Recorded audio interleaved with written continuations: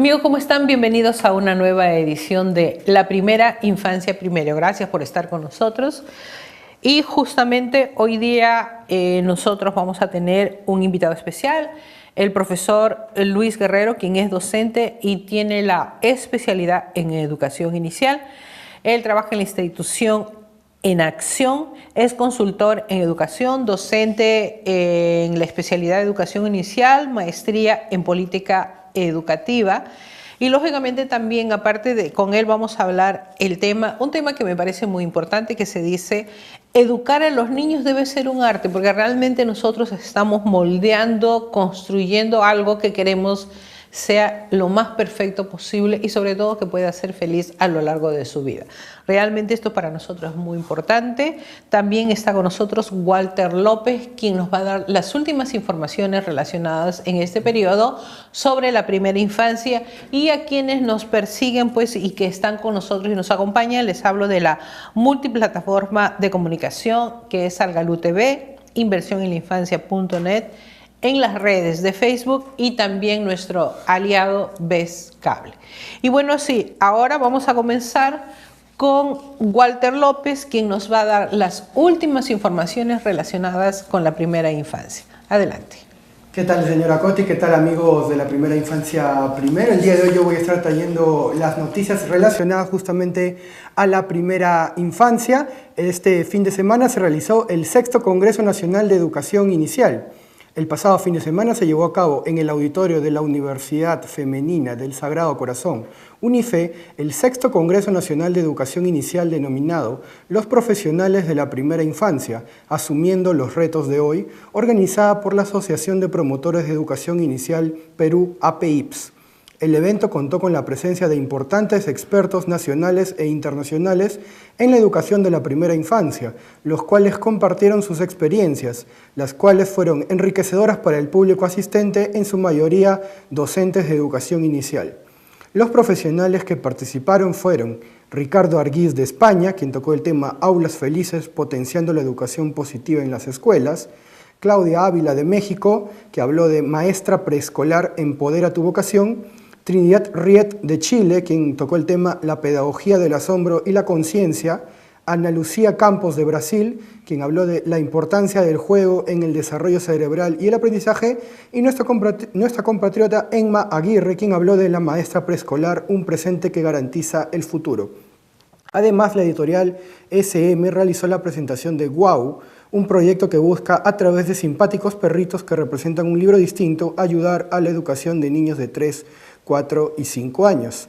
APIP promueve la importancia del desarrollo de la primera infancia a través de sus congresos educativos, que tienen como objetivo reunir expertos, tanto nacionales como internacionales, con la finalidad de compartir sus experiencias en temas de edades tempranas.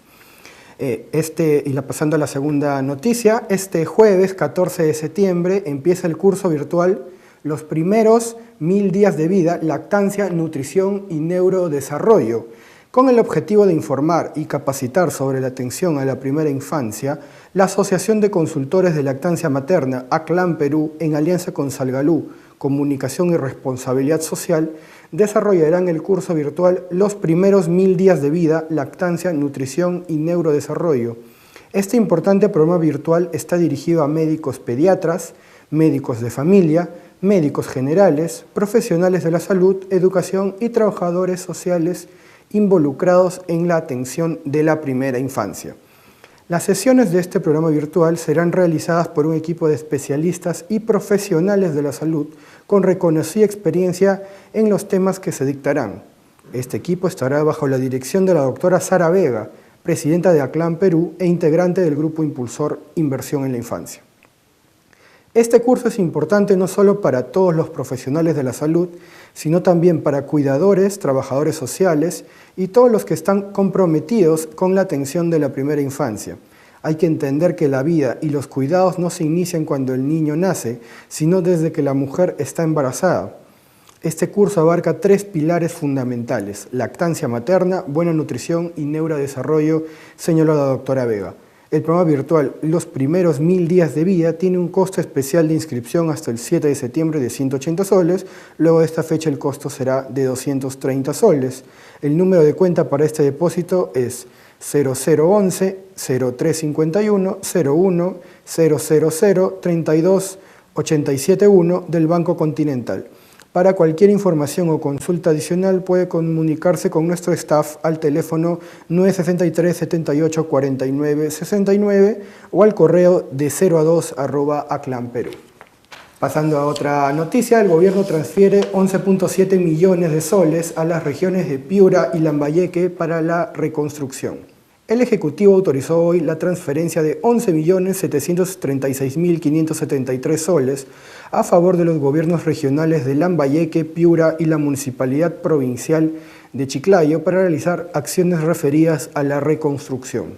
A través del Decreto Supremo número 269-2017 EF, publicado hoy en el Diario Oficial El Peruano, se da cuenta de esta operación financiera a través de un crédito suplementario en el presupuesto del sector público 2017. Esta transferencia de fondos se realiza a cargo de los recursos del Fondo para Intervenciones ante la Ocurrencia de Desastres Naturales, creado mediante el artículo 4 de la Ley número 3458.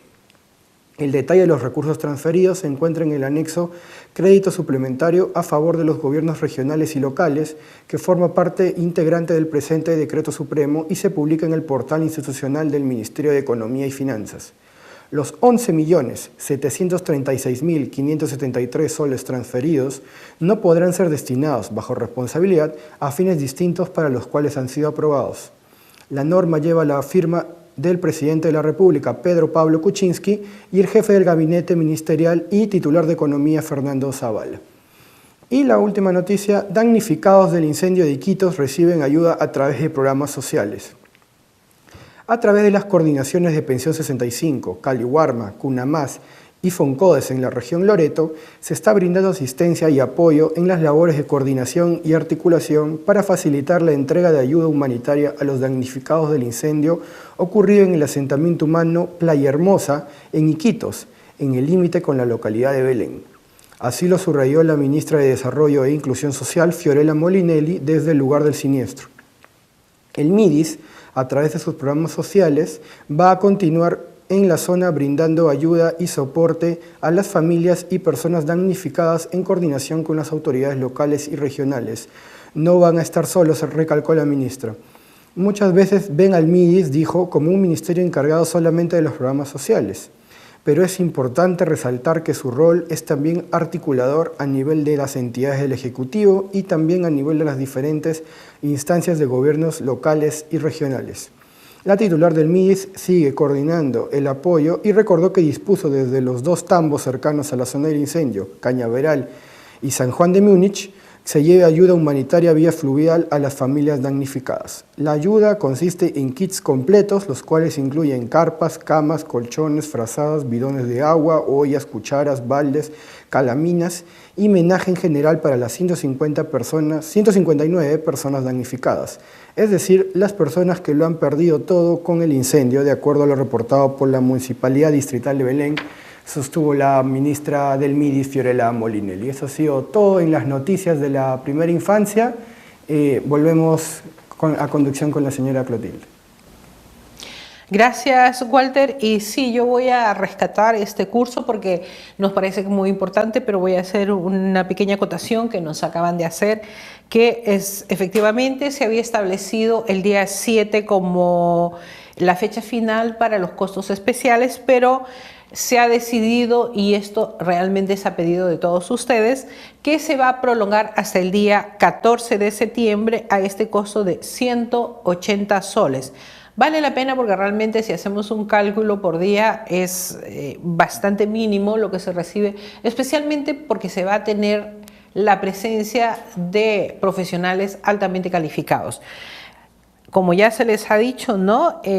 Una ponente invitada es la educadora Montserrat Morán de España, quien va a hacer su apreciación relacionada con los temas que se han señalado, sobre todo porque son temas importantes y el Organismo Mundial de la Salud muestra con preocupación, no solamente en nuestro país, sino en el resto del mundo, el problema de la lactancia. El problema de la lactancia no es un privilegio nuestro, por desgracia, es una situación que se tiene que reforzar en nuestro país, especialmente en la región de la costa, porque es un poco más completo en las regiones de la selva y de la sierra.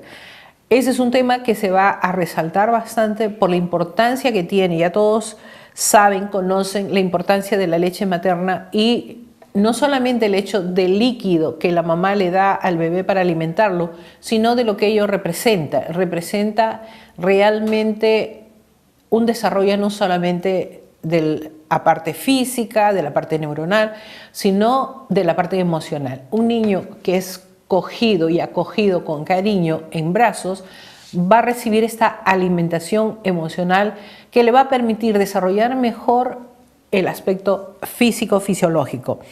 Y el día jueves 14 de septiembre se va a iniciar este curso con el tema de la inducción, donde usted va a poder participar a través del chat en un cuadro especial con temas muy puntuales relacionados, pues, qué es lo que les va a ofrecer, cómo va a ser, cómo ingresar. Realmente es un tema muy importante que se hace siempre en estos cursos porque es una forma de orientarnos a todos nosotros cómo participar y cómo desarrollar este contexto.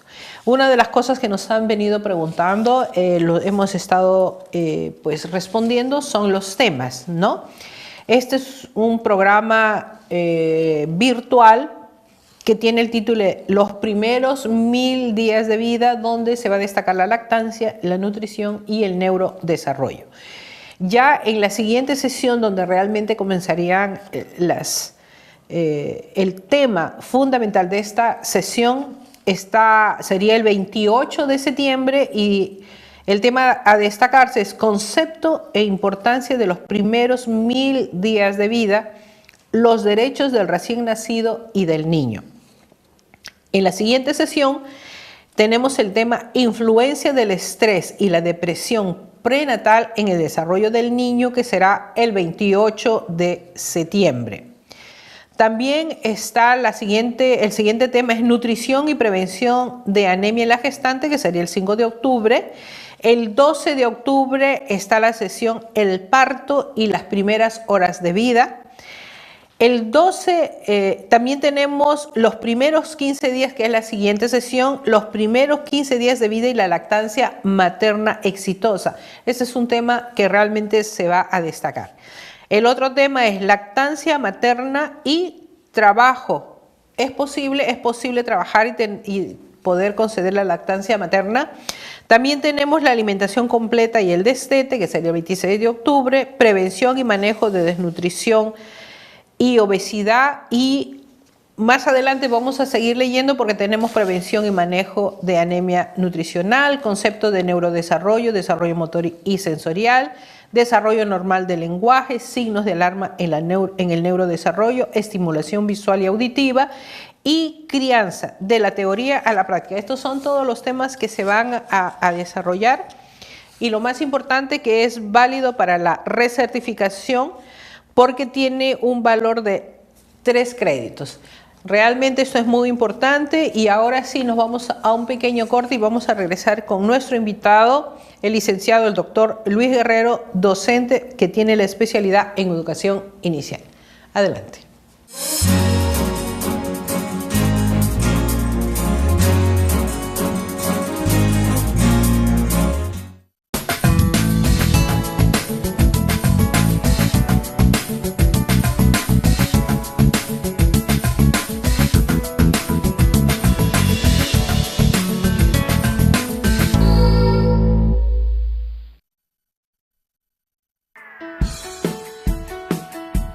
Participa en el curso virtual Los primeros 1000 días de vida, lactancia, nutrición y neurodesarrollo, organizado por la Asociación de Consultores de Lactancia Materna ACLAM Perú, en alianza con Salgalú Comunicación y Responsabilidad Social y con el auspicio de la Sociedad Peruana de Pediatría.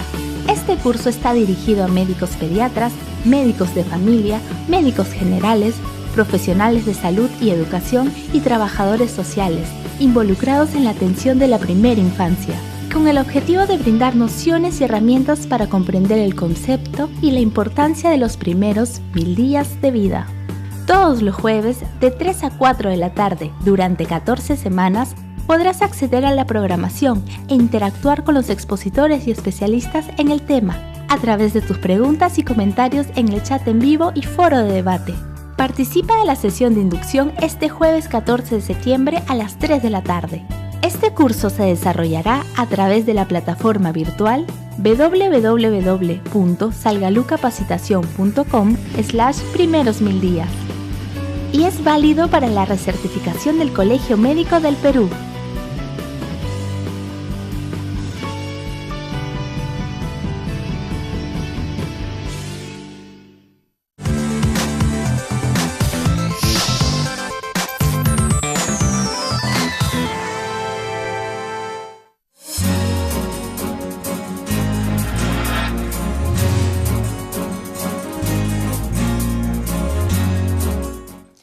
Amigos, nuevamente con ustedes y bueno, el tema que vamos a tratar hoy día es educar a los niños debe ser un arte.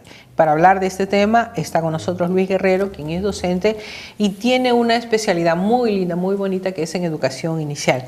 Muchísimas gracias, Luis, por estar con nosotros. Yo sé que, bueno, yo te conozco por Lucho, así que Luis me suena como extraño, así es que serás Lucho. Y la verdad es que para nosotros estamos en un momento bastante difícil y crucial con relación al currículo que se quiere establecer para los niños, a estas pequeñas diferencias que se establecen, esto debe ir, esto no debe ir, pero en realidad lo que más se debe, me parece así en una forma muy de mamá, que nos debemos preocupar en su formación, en su educación, en varios conceptos y que todo esto debe llevar a un final feliz de ser, como te explicaba antes, un arte final que por donde se le mire debe ser lo mejor, lo más lindo, lo más expresivo. ¿Por qué hay tanta inconveniencia de tratar de concretar el tema de cómo se debe formar a un niño y pareciera que estamos un poco perdidos con relación a qué debemos entregarles? Bueno, Coti, mira, en primer lugar yo creo que tendríamos que partir del reconocimiento de un hecho sumamente positivo en el país. Ahorita el Perú es uno de los países que tiene la cobertura más alta de educación inicial de América Latina. Eso ha sido un esfuerzo de varios años. En que se puso mucho énfasis en la necesidad de que los niños vivan una experiencia formativa antes de entrar a la escuela y recordándole al Estado su obligación, su responsabilidad de crear las condiciones para que las familias tengan dónde dejar a sus hijos. Y que no sea solamente un espacio de cuidado, sino que sea un espacio donde le den oportunidades para aprender. En ese sentido, creo que hemos avanzado bastante en el país y creo que también hemos avanzado bastante en el campo curricular porque creo que las docentes de educación inicial hoy en día están más conscientes que antes respecto de la necesidad de darle a los niños una educación en campos bastante más amplios de los que se les ofrecía antes, Claro. ¿no es cierto? Antes a los niños se les educaba en cosas sumamente básicas, a los niños menores de 5 años. Hoy en día los niños pueden aprender ciencia y hacen ciencia en el nido, ¿no es cierto? En fin, o sea, desarrollan su personalidad, cultivan habilidades sociales, algo que se pensaba que antes era imposible en estas edades. Impensable, ¿no? Así es, ¿no? así es. Porque además había todo ese criterio señalando de que había ciertas cosas que tenían que venir de casa y ahora es como que, bueno, los papás están inmersos en esta formación, pero de pronto señala, ya aprenderá en el colegio, ya se verá en el colegio. ¿Hay un divorcio entre los padres y las escuelas o es algo que se tiene que encaminar? Bueno, yo creo que, ¿qué puedo decirte? Son signos de los tiempos. En el pasado, donde vivíamos en una sociedad más estable, donde las madres tendían a quedarse en casa, una afirmación como esa podía tener sentido. Hoy en día, tú sabes, papá y mamá salen a trabajar, a veces no hay papá y la madre tiene que estar trabajando todo el día en doble jornada. Entonces, no es necesariamente por mala voluntad, sino por condiciones objetivas que los padres no pueden hacerse cargo de darles en casa el tipo de formación que podían haber recibido, como te digo, algunas décadas atrás. Entonces, los centros de educación inicial, las instituciones educativas en general aparecen muchas veces como el único espacio posible donde el niño puede recibir una formación sistemática. Entonces, creo que eso es, como te digo, una realidad que hay que aceptar. En realidad sí, los tiempos van cambiando, inclusive me llamó la atención una serie de modernidades que llegan ahora, justamente considerando lo que acabas de señalar, Lucho, que especifican a veces los papás no pueden llegar a los colegios para hablar con los profesores.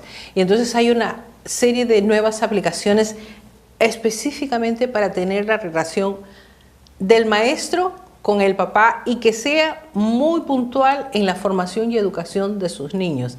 Eso es parte de la tecnología y de los momentos actuales. Pues mira, en Europa hace mucho tiempo ya se vienen expandiendo esto que se llaman soluciones TIC, ¿no es cierto?, para la escuela, para la educación formal, y empiezan a llegar a América Latina. Y esto es una de las herramientas, digamos, que hoy en día empiezan a ponerse a disposición de los padres que tienen computador en casa y acceso a Internet. Hay una especie de Moodle, ¿no es cierto?, una plataforma que pueden compartir padres y profesores y la información fluye. Eso es una solución interesante para padres ocupados. Pero esa es una solución para las ciudades, me parece. Exactamente, ¿no? Porque nuestro universo es un poco más complejo. Sí. Nosotros tenemos 3 regiones bastante diferenciadas. Todo el país no es uniforme en estos momentos. Y lógicamente pues hay un trabajo diferenciado. Y como siempre digo, yo me quito el sombrero ante los profesores rurales porque realmente ellos realizan un trabajo leonino para poder tener a los niños en este proceso de desarrollo y lograr que sean adultos profesionales felices, cosa que es lo que al final se necesita. ¿Cómo podríamos equiparar que estos profesores logren un mejor nivel? Porque yo he visto profesores rurales realmente hacen un esfuerzo maravilloso para poder tener a sus niños con las limitaciones que tienen. Ciertamente, pero te voy a decir una cosa interesante que varias investigaciones han revelado. Que es algo que uno puede percibir por sentido común. Los niños menores de 5 años en la ciudad tienden a estar en las casas.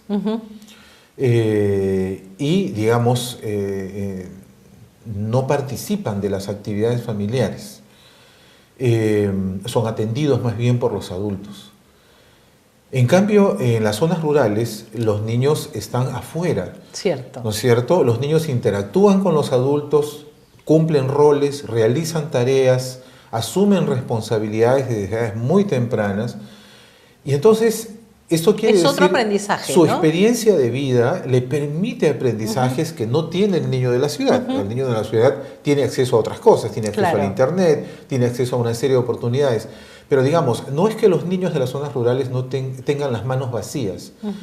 El desafío está en cómo un profesor de educación inicial en zona rural puede capitalizar toda la riqueza de esa experiencia, de niños jugando con otros niños todo el día fuera de casa, cuidando animales, cultivando las plantas. Y sin peligros que la ciudad preparando tiene, ¿no? alimentos, atendiendo a sus hermanos menores, exactamente, cuidándose unos a otros, porque en las zonas rurales, en las comunidades rurales, los niños caminan juntos, niños de distintas edades, siendo que los mayores cuidan a los más pequeños.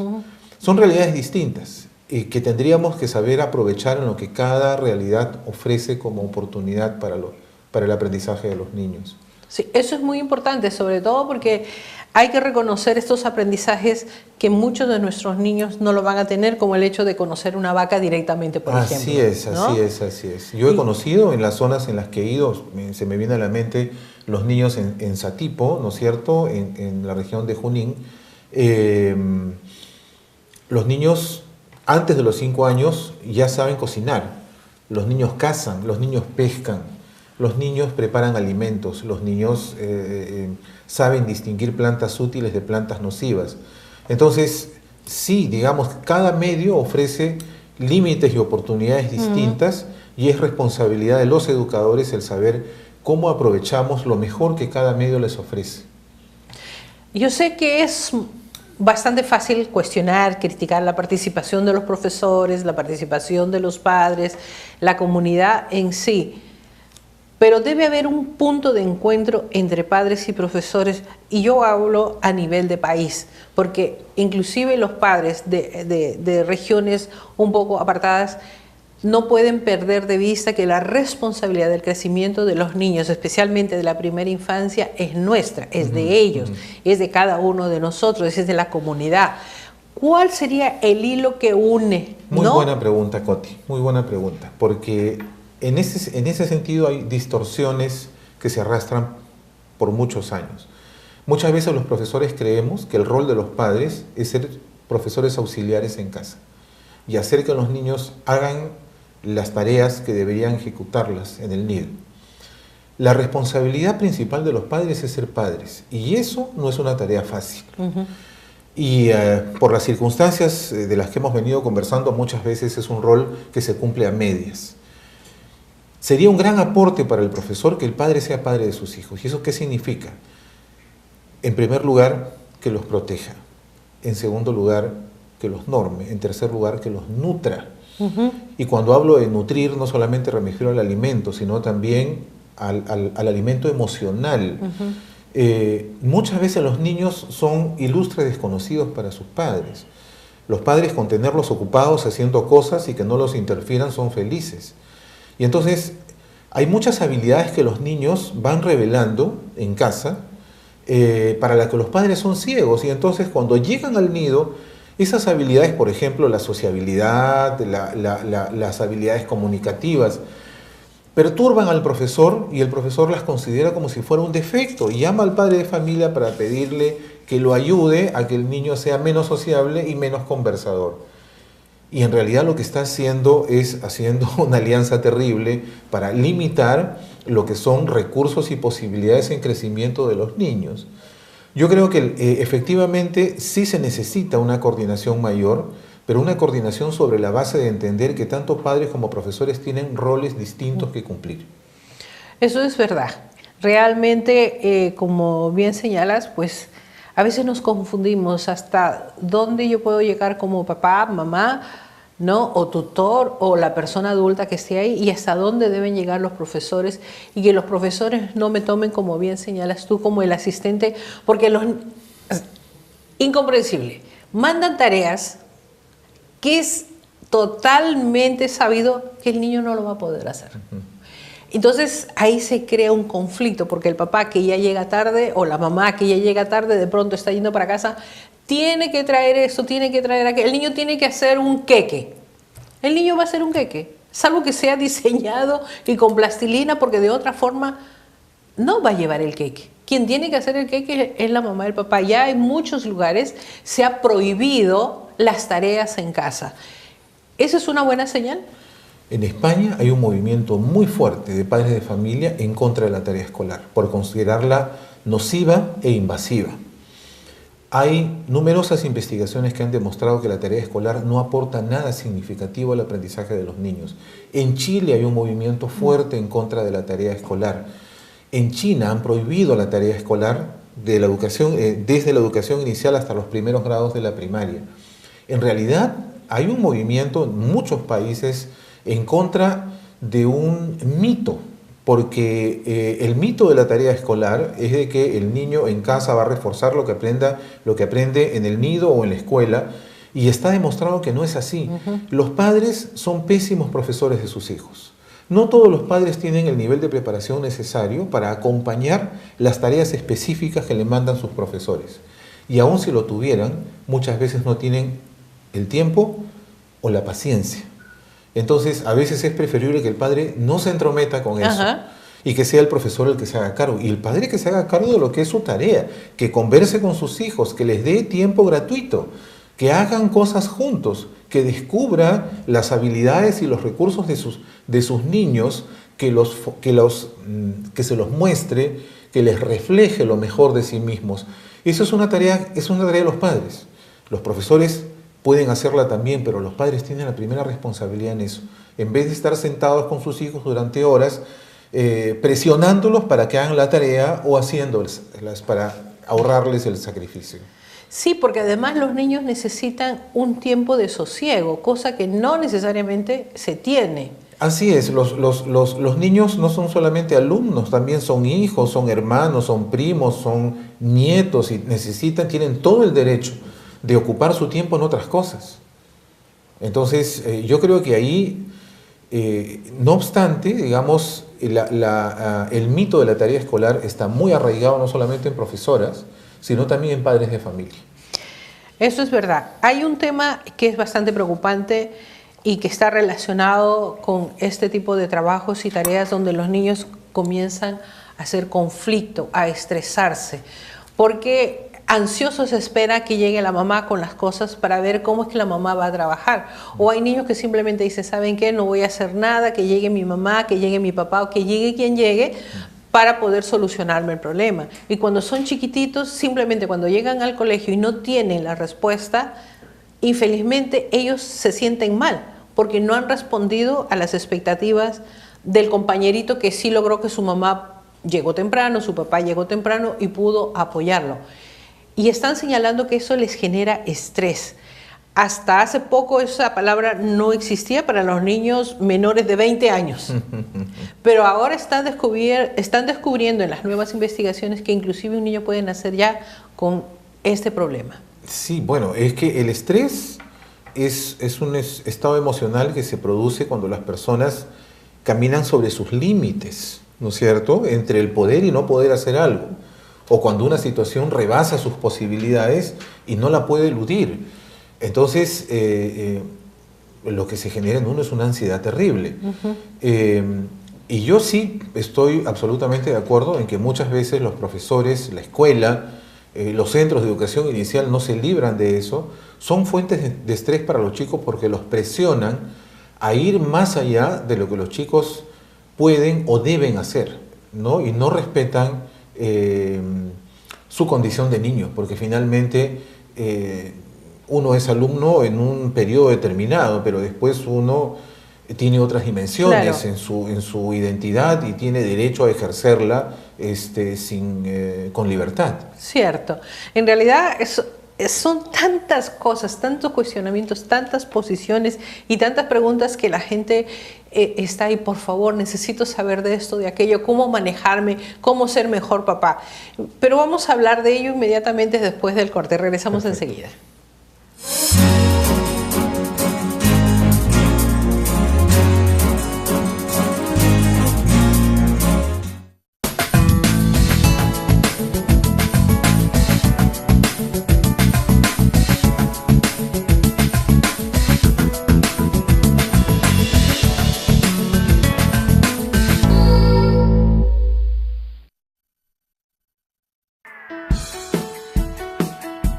Participa en el curso virtual Los primeros 1000 días de vida, lactancia, nutrición y neurodesarrollo, organizado por la Asociación de Consultores de Lactancia Materna ACLAN Perú, en alianza con Salgalú Comunicación y Responsabilidad Social y con el auspicio de la Sociedad Peruana de Pediatría. Este curso está dirigido a médicos pediatras, médicos de familia, médicos generales, profesionales de salud y educación y trabajadores sociales, involucrados en la atención de la primera infancia, con el objetivo de brindar nociones y herramientas para comprender el concepto y la importancia de los primeros 1000 días de vida. Todos los jueves, de 3 a 4 de la tarde, durante 14 semanas, podrás acceder a la programación e interactuar con los expositores y especialistas en el tema, a través de tus preguntas y comentarios en el chat en vivo y foro de debate. Participa de la sesión de inducción este jueves 14 de septiembre a las 3 de la tarde. Este curso se desarrollará a través de la plataforma virtual www.salgalucapacitacion.com/primeros 1000 días y es válido para la recertificación del Colegio Médico del Perú.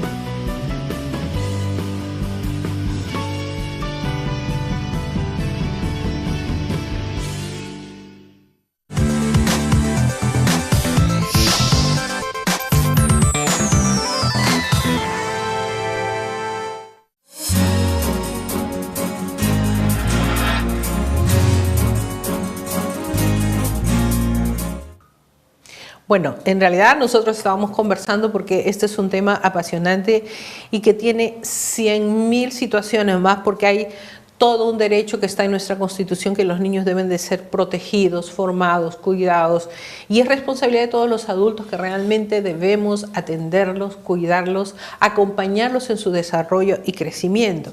Pero a veces también hay situaciones que se presentan en los colegios, y yo le consultaba a Lucho, pues porque él tiene esta especialización en que podría quizás abrirnos un poquito el margen de cómo actuar como padres de familia frente a una situación X, que se las comento.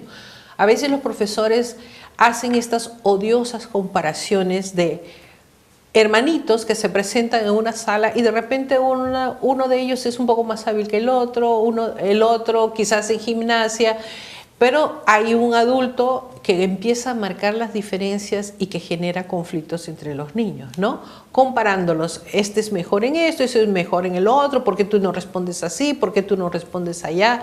¿Qué hacer cuando llegan en casa y la mamá ve que hay un problema de relacionamiento entre los hermanitos, justamente porque hay esta odiosa comparación, y no solamente entre hermanitos, entre compañeritos también, que genera problemas, genera conflictos? ¿Cómo enfrentarlos? ¿Qué tipo de preparación, qué tipo de reglas, qué tipo de instrumentos debemos utilizar para evitar este tipo de conflictos a nuestros niños pequeños?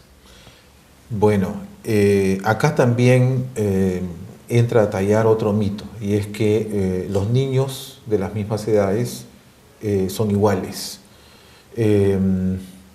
y que la tarea de la educación es justamente contribuir a esa suerte de igualación. Hoy en día lo que se postula es exactamente lo contrario. La educación lo que tiene que ayudar es a que los niños puedan diferenciarse, a encontrarse a sí mismos, a construir su propia identidad haciendo sus propias elecciones.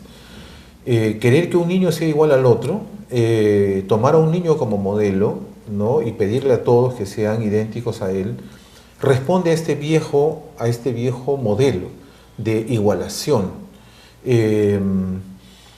Mira, nosotros en el mundo adulto vamos a encontrar personas que son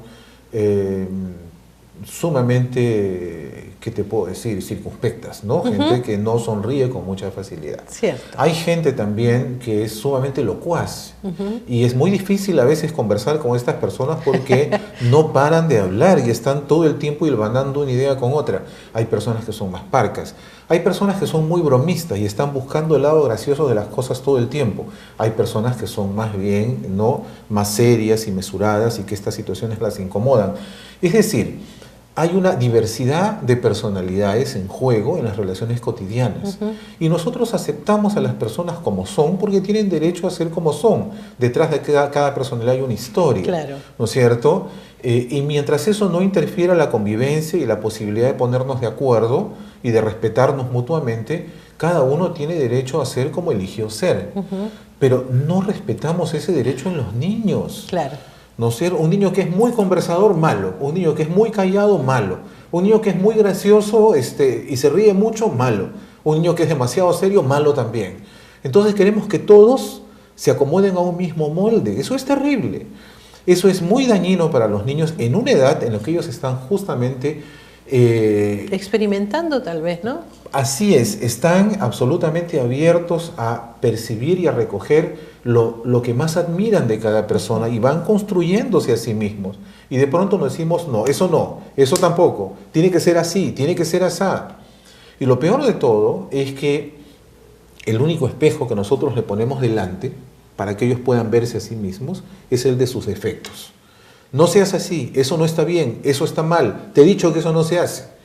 Pero no ponemos el mismo espejo para reflejar lo que mejor expresan, sus cualidades, sus habilidades, sus mejores disposiciones, sus gestos. No, eso está absolutamente invisible para los ojos normalmente de los profesores. Entonces, naturalmente, las comparaciones obedecen a esta idea antigua de querer igualar a los niños respecto de un modelo ideal. Y eso hoy día no se sostiene. En realidad es todo un complejo, porque además la frase que siempre circula por todas partes, los niños no dudan, ellos creen. Y justamente hay toda una negación con relación a su proceso de aprendizaje y a lo muy bueno que ellos pueden ser, a lo muy buenos en las diferencias, pero que solo se visibiliza cuando yo es adulto o cuando va a un psicólogo, Sí, pues. para ver todas sus características, sus potencialidades. En este proceso de aprendizaje que se debe de rescatar lo mejor, porque estaba leyendo en el marco del proceso de enseñanza que los profesores de educación deben de tener, es privilegiar el potencial de cada alumno. ¿Por qué es que esto no se realiza? ¿Qué le falta al profesor para lograr este desarrollo integral y que al niño lo vea como un sujeto, como un niño que está en formación y que es un niño que tiene el derecho a formarse con sus capacidades, con sus habilidades y con todo el potencial que pueden ir descubriendo poco a poco con ayuda del adulto? Bueno, tu pregunta es una pregunta de fondo, porque en realidad toca nuestras fibras como seres humanos. Hay una canción de Juan Manuel Serrat, Los Locos Bajitos, donde dice, hay una parte de la canción que dice, eso no se dice, eso no se hace, eso no se toca. Eso es cultura de crianza. Nosotros hemos bebido esa cultura en casa. Los adultos, con la mejor intención, desde un amor, yo puedo decir, en general incuestionable, estamos todo el tiempo diciéndoles a los niños, a nuestros hijos, eso no se dice, eso no se hace, eso no se toca. Pero no tenemos la misma disposición o los mismos ojos para descubrir las cosas buenas que los chicos hacen. Y entonces cuando nos hacemos adultos nosotros incorporamos eso y estamos más listos para la crítica que para el elogio. Entonces un profesor, como cualquier adulto que es producto de una cultura de crianza, digamos, enfocada en lo negativo del comportamiento, reproduce eso en la educación de los niños. Muchas veces no tenemos experiencia de lo que significa ser elogiado por otros. Yo podría contarte, en alguna oportunidad que he trabajado con profesores estos temas, les di una vez dos hojas en blanco, una para que llenen sus defectos y otra para que la llenen con sus cualidades. Escriban por los dos lados, le dije, no se limiten, escriban todo lo que ustedes sienten que tienen, de malo y de bueno. Mira, los profesores llenaron la hoja de defectos en un santiamén. La hoja de cualidades estuvo en blanco durante largo rato, hasta que me preguntaron si podían conversar. Y yo les dije que sí. Y entonces un profesor se acercaba al otro y le decía, ¿tú me puedes decir qué cualidades tengo yo? Y empezaron a soplarse las cualidades del otro. Eso, dime, ¿de dónde viene? Eso es una cosa muy estructural. Claro que sí. La falta de reconocimiento de lo que somos capaces también es un problema, porque no sabemos qué tan buenos somos, porque nunca nos dijeron qué bueno que eres. Mira, yo terminé el colegio hace muchos años, pero yo recuerdo que preguntábamos a los profesores si podíamos subrayar con rojo o debíamos subrayar con azul, ¿no? Si teníamos que dejar un margen o podíamos escribir desde el principio de la página. Es decir, necesitábamos aprobación para cada detalle, ¿no es cierto? Entonces, eso genera dependencia. Cuando nos hacemos adultos, también no sabemos si la decisión que estamos tomando será correcta o no será correcta. Eso genera dependencia, genera inseguridad. Eso no permite a las personas convertirse en lo que hoy se necesita, adultos autónomos, capaces de actuar en base a su propio criterio, con responsabilidad, pero también con capacidad de decisión. Entonces, eso es un problema que necesitamos enfrentar. Frente a lo que tú señalas, Lucho, hay otro tema que es bastante difícil, especialmente para estos niños que son hábiles, despiertos, que tienen un criterio de juicio bastante acertado y que comienzan a señalarle al profesor, profesor, estoy aburrido, eso no me gusta, profesor, otra vez lo mismo, o los niños que proponen alguna otra cosa y a los profesores como que eso no es muy saludable. Así es, yo te puedo contar un caso, una vez ocurrió en un jardín de la infancia en Abancay. Un niño de 5 años se paró de la mesa, agarró la hojita que le acababa de dar la profesora para que la pinte que era una manzana, la rompió en dos y dijo: estamos hartos de hacer siempre las mismas cochinadas, vámonos al patio. Y entonces los niños que estaban en su mesa rompieron su hojita y se fueron detrás de él. Al minuto, los demás niños de las demás mesas rompieron sus hojas y salieron corriendo al patio detrás del niñito. La profesora no podía salir de su asombro. No atinó a hacer absolutamente nada y dejó que salieran. Pero después reflexionó y dijo: no, esto tiene que haber pasado por algo. Y adivina qué hizo. Fue a hablar con los padres del niño que rompió la hoja para preguntar qué problemas había en casa. Porque tendría que haber algún problema en casa para que el niño se comporte de esa manera en el nido. Y no había ningún problema en casa, el problema estaba en el aula. Claro. ¿No es cierto? Pero la profesora no era capaz de imaginarse como parte del problema. Necesariamente el problema tenía que estar en la casa. Pero los niños hoy en día tienen más posibilidad de expresar sus sentimientos de manera directa que antes.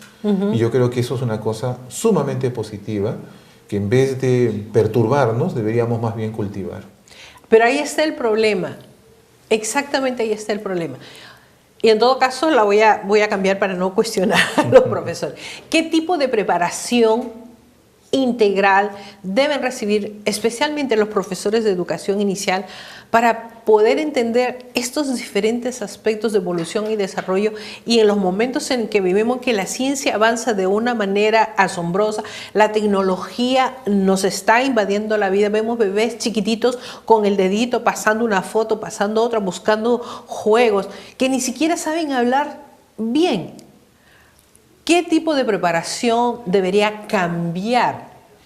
Porque lo que tenemos es lo que tenemos. Sí, así pero es, ¿cómo así se es. debería mejorar esta formación para que los profesores realmente estén preparados a estas nuevas generaciones? Mira, Coti, yo te puedo decir que en el currículum de formación docente, tanto en las universidades como en los institutos pedagógicos, los estudiantes aprenden, los que quieren se preparan para ser docentes, aprenden las teorías del desarrollo humano, conocen las características del desarrollo infantil temprano, saben perfectamente que las edades que van a tener bajo su responsabilidad es la edad de la curiosidad, de la búsqueda, de la indagación, de la pregunta, de la irrupción, de la creatividad.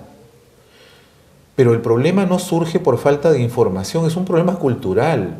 Y entonces uno tendría que preguntarse, ¿por qué 5 años de formación académica no logra penetrar esta cultura? Y yo creo que en parte tiene que ver con el tipo de docencia que ellos experimentan también en las universidades y en los institutos. Mientras sigamos nosotros formando docentes en base a clases magistrales, no estaremos ofreciendo el modelo de educación que queremos que ellos ejecuten profesionalmente cuando egresen de esas aulas. Es decir, hoy en día el formador de docentes necesita practicar justamente estos nuevos criterios sobre lo que significa enseñar y aprender. Porque si todo es teórico, evidentemente las personas aprendemos más de lo que vemos que de lo que escuchamos, ¿no es cierto? Y cuando uno está joven o cuando uno es un niño, esto es más fuerte todavía.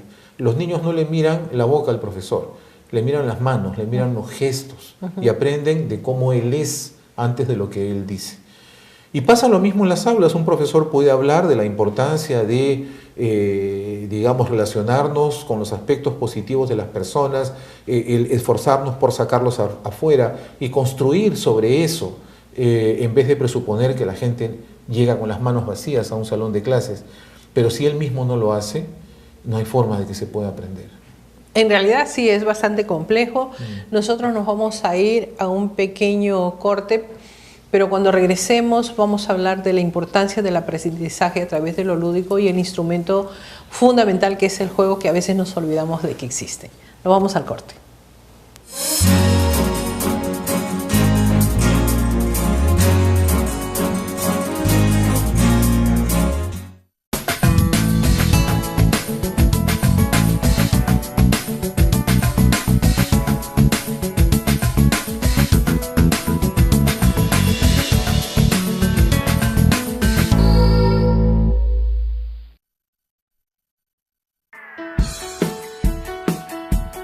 Participa en el curso virtual Los primeros 1000 días de vida, lactancia, nutrición y neurodesarrollo. Organizado por la Asociación de Consultores de Lactancia Materna ACLAN Perú, en alianza con Salgalú Comunicación y Responsabilidad Social y con el auspicio de la Sociedad Peruana de Pediatría. Este curso está dirigido a médicos pediatras, médicos de familia, médicos generales, profesionales de salud y educación y trabajadores sociales, involucrados en la atención de la primera infancia, con el objetivo de brindar nociones y herramientas para comprender el concepto y la importancia de los primeros 1000 días de vida. Todos los jueves, de 3 a 4 de la tarde, durante 14 semanas, podrás acceder a la programación e interactuar con los expositores y especialistas en el tema, a través de tus preguntas y comentarios en el chat en vivo y foro de debate. Participa de la sesión de inducción este jueves 14 de septiembre a las 3 de la tarde. Este curso se desarrollará a través de la plataforma virtual www.salgalucapacitacion.com/primeros 1000 días y es válido para la recertificación del Colegio Médico del Perú.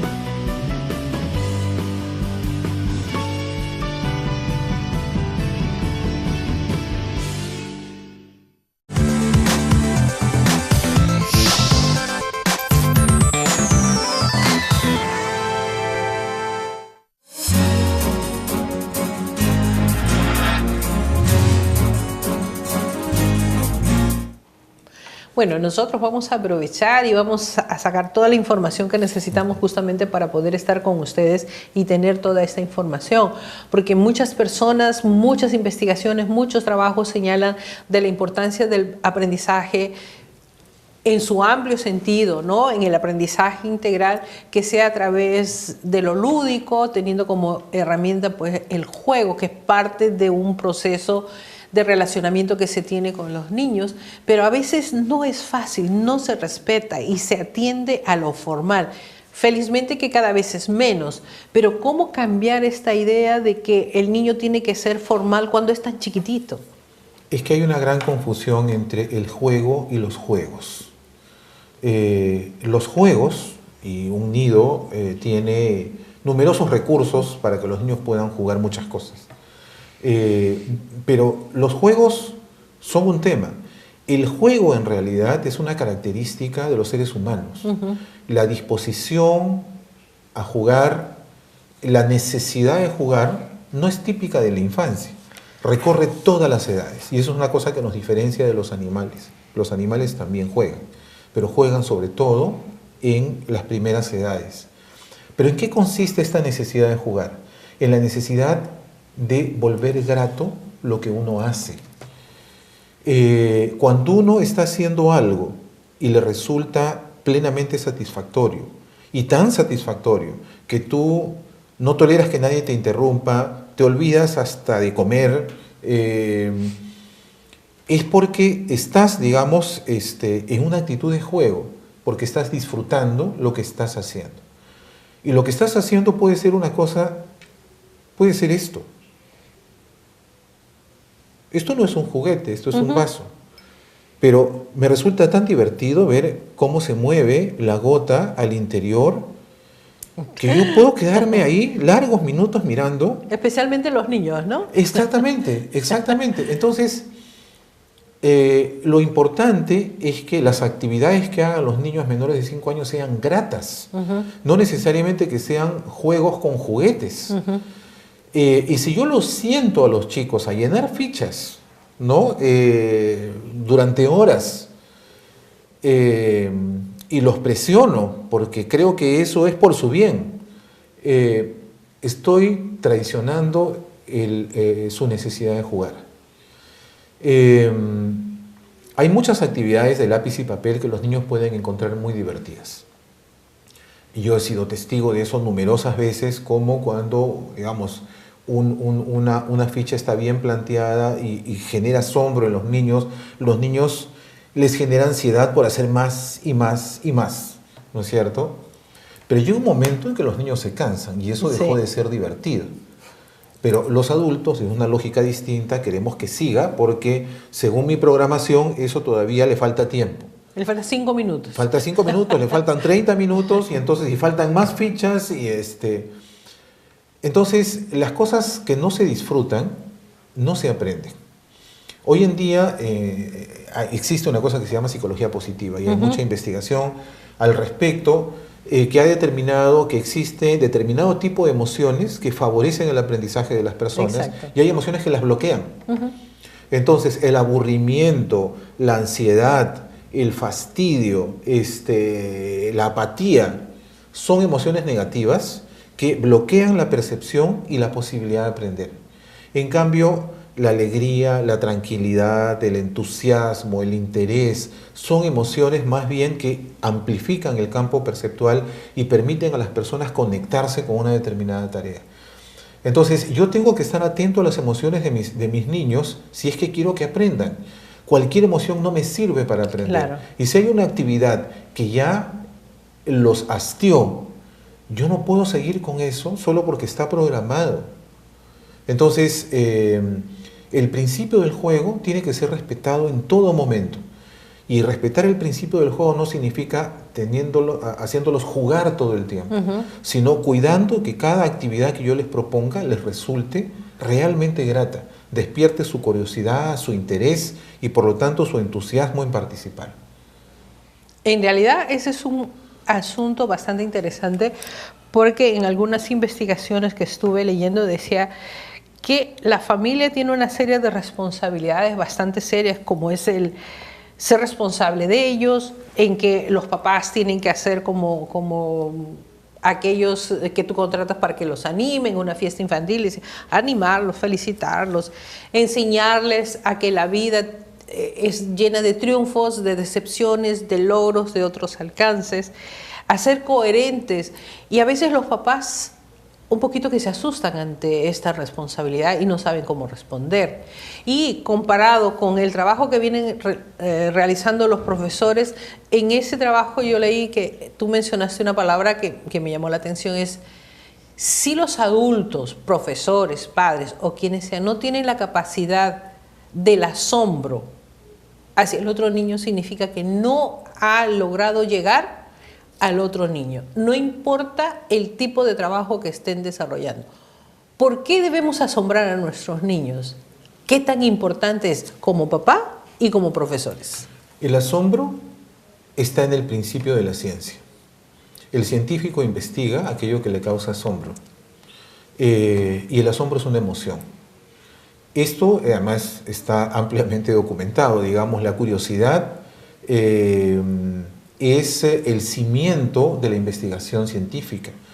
Lo que quiere decir es que si lo que yo quiero en un espacio de educación formal es generar conocimiento en los niños, aumentar su conocimiento del mundo, de sí mismo y de los demás, yo tengo que generar asombro, tengo que despertar la curiosidad. No hay otra manera de hacerlo. A la fuerza eso no se obtiene.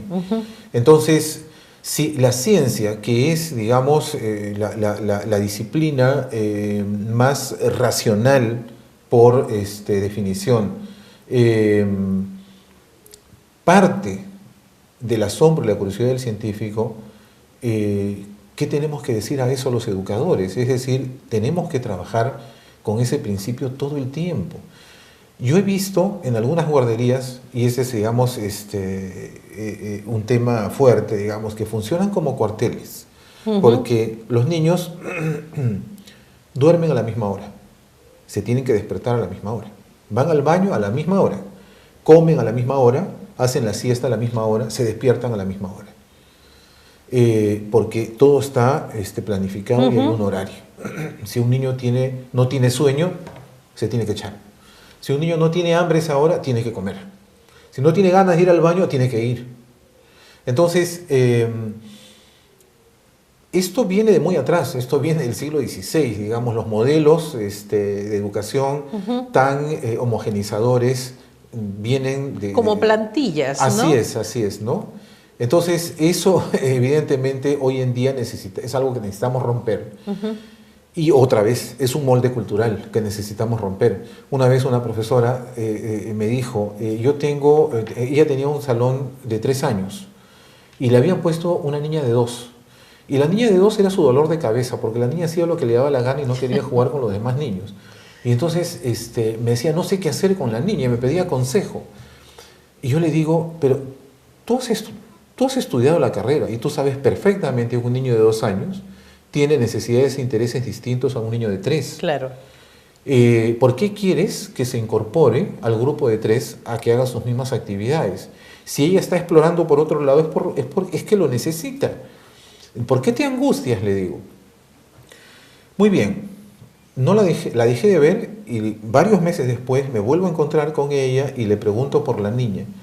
Y me dijo, sigue haciendo lo que le da la gana. Ah, le digo, ¿y tú qué haces? No, me dice, ya no me importa, porque ya sé que eso es lo que ella necesita.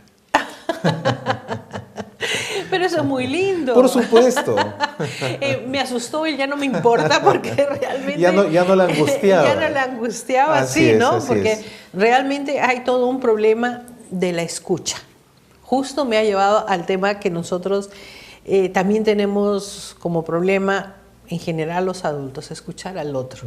Y menos a los niños. Porque actualmente con toda esa nueva tecnología, con la capacidad de comunicación que muchos niños tienen, ¿no? Por el bombardeo continuo de los medios de comunicación, de las familias, del contacto con nosotros, pero sin embargo, a pesar de haber logrado un mejor nivel de comunicación, los niños tienen una comprensión y una capacidad de raciocinio que nos deja asombrados a muchos, a pesar de su corta edad, pero los adultos no hemos aprendido a escucharlos.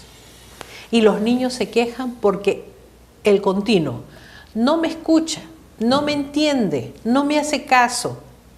Y vemos a los adultos que cállate, que después, que estoy cansado, qué sé yo, y de repente el mensaje que el niño tiene que dar es para sentirse bien, seguir creciendo o algo que le aqueja. ¿Por qué al adulto le es tan difícil escuchar al otro y menos a los niños? Hace varios años hice un taller sobre derechos del niño con niños de 10 años en Ica.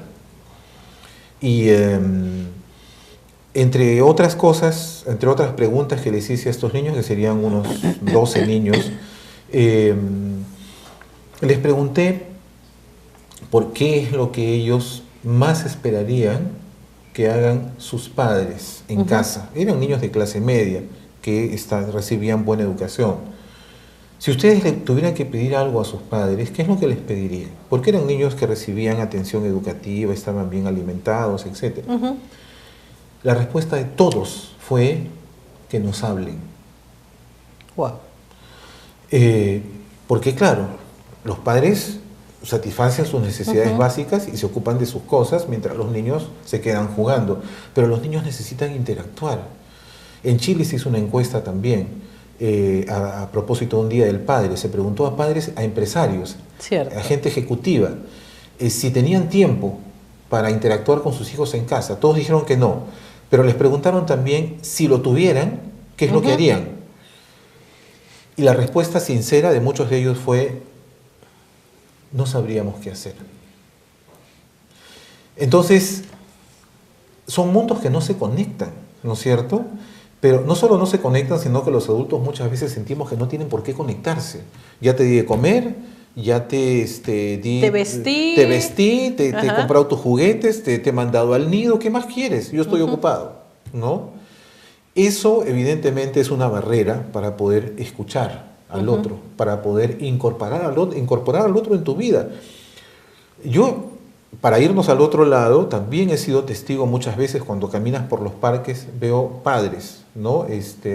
No la mamá, sino el papá, interactuando con sus hijos, conversando con ellos, bromeándose con sus niños pequeños, que eso es una buena señal de que hay, digamos, un concepto de la paternidad que está cambiando. Pero eso necesita expandirse y necesita penetrar el mundo de la educación. Porque muchas veces los educadores en las aulas tenemos programas tan rígidos que todo el tiempo estamos dando indicaciones a los chicos y posibilidades de escucharlos de verdad son mínimas. Ese es un tema también, y ya como, aunque debió ser la primera pregunta, las responsabilidades, roles diferenciados entre papá y mamá, porque la mamá se siente súper protectora de aquel bebé que no deja participar al hombre y el hombre se acostumbra a no participar, que no le da el baño, que no lo cambia, que esto, que aquello, y el hombre se acomoda un poquito, ¿sabes qué? Como tengo miedo, me asusta, de repente lo puedo quebrar, que esa es leyenda, ¿no? Leyenda urbana, pero sin embargo va creciendo el niño y la mamá siente que necesita el apoyo del papá, pero que tampoco le ha dado la oportunidad de ser papá. Entonces se generan conflictos. ¿Cómo resolver esos conflictos para evitar que el niño sea, pues, el intermedio de dos ejes, ¿no? En general hay dos tipos de situaciones, ¿no? Hay padres, hay papás que sienten que ese no es su rol. Entonces, evidentemente, no se les cruza por la cabeza que ellos tengan que interactuar con sus niños pequeños para darles de comer, para hacerlos dormir, etcétera. O para cambiarles un pañal. En el otro lado hay padres que sí quieren hacerlo, pero también nos tropezamos con mamás que les dicen efectivamente, tú no sabes, eso no se hace así, deja que lo hago yo. Y entonces, evidentemente, en general, si los hombres no tienen, digamos, hacen su esfuerzo, pero no es que no es reconocido, se mueran, ¿no? digamos, por asumir ese tipo de tareas, se quedan en el lugar que la mamá les asigna. Pero yo creo que eso, por lo menos en algunas familias, esto está empezando a cambiar.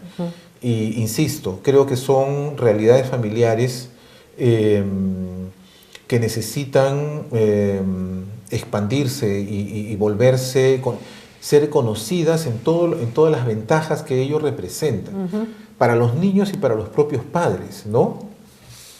En realidad sí, y la verdad es que ya casi al final del programa, dos temas.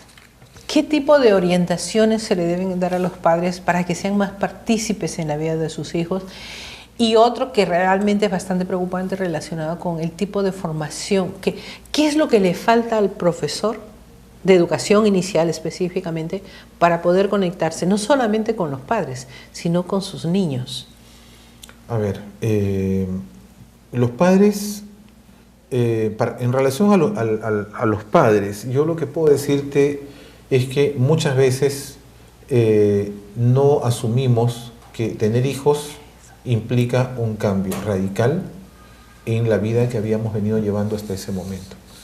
La incorporación de una personita nueva en casa, o de dos o de tres, implica efectivamente un cambio de rutinas, implica un cambio de hábitos, implica un cambio de interacciones.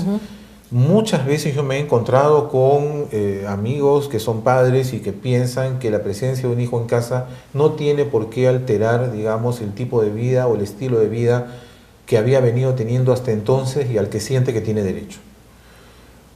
No deja de tener razón. Los adultos no tienen por qué renunciar, digamos, a su vida ni a sus proyectos, pero los niños tienen que formar parte de ellos en adelante. Es imposible que no sea así, a menos que los delegues, pues, como se hacía en la Edad Media, que tú se lo dabas a una criada y te los devolvía ya grandes.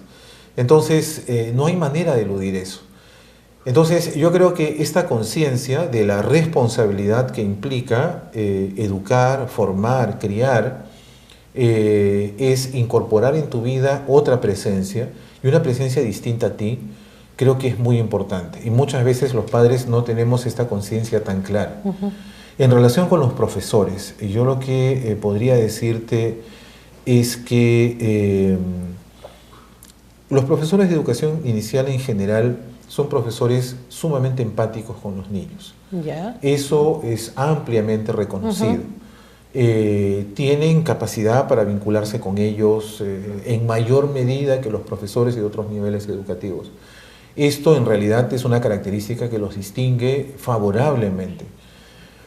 Pero en la relación con los padres, yo creo que sería sumamente útil si las profesoras no se relacionaran con los padres por lo que los padres no hacen o hacen mal con sus hijos. Yo les invitaría a descubrir las cosas que los padres hacen bien, que a veces pueden ser pequeñas y modestas o escasas, pero existen.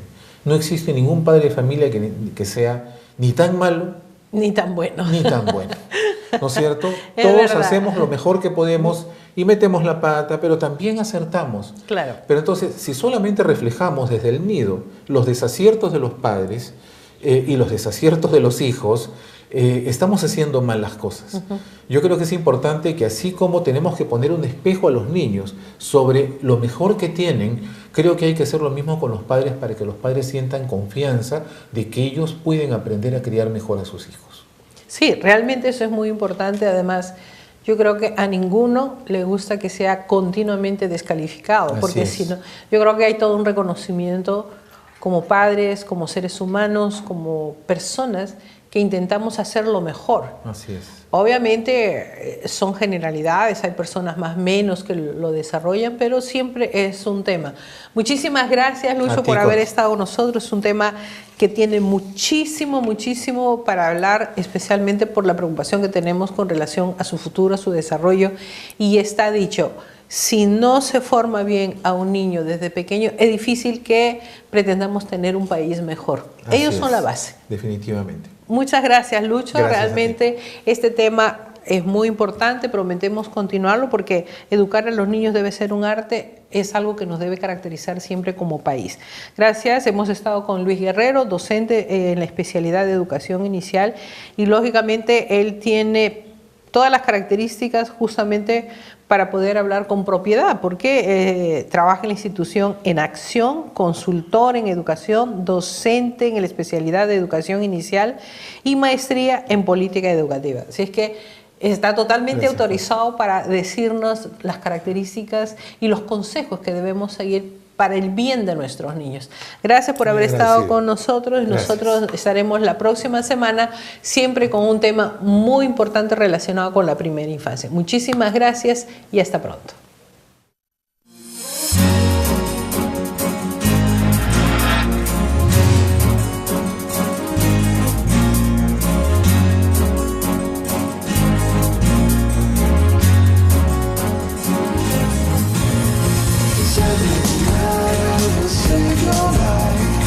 Every night I will hear